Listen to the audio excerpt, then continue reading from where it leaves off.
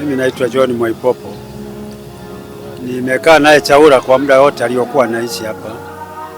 Chaula hasa kitu ambacho nilikuwa nampenda ni kwamba alikuwa ni mtu ambaye anapenda sana kulitunza kanisa, hasa kuhimiza viongozi kwa ajili ya kujenga kanisa la Mungu. Kwa hiyo wakili wake aliufanya kama jinsi Mungu alivyomtuma.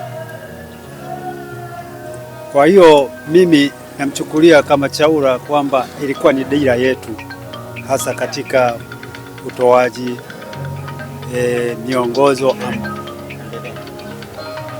miongozo ya kanisa, kama kwa idara zetu, kutufundisha jinsi ya kuongoza, jinsi ya kuweza kuwakonvinsi watu juu ya kuongoza watu.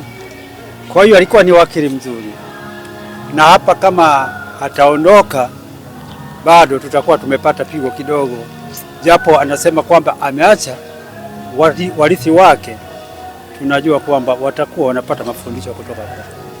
Kwa hiyo mimi ndio ninavyomuelewa.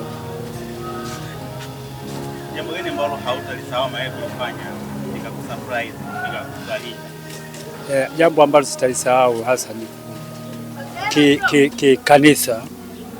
Alisimamia sana kwenye ule ugomvi ulipokuwa wa kanisa ilipokuwa imeingia mgogoro. Yeye alisimamia sana kwenye uwakili wa kusimamia kulitetea kanisa. Kwa hiyo katika mwaka ule jimbo lilimfahamu kwamba Chaula alifanya kazi kubwa sana kwa ajili ya kulitetea jimbo la Mashariki.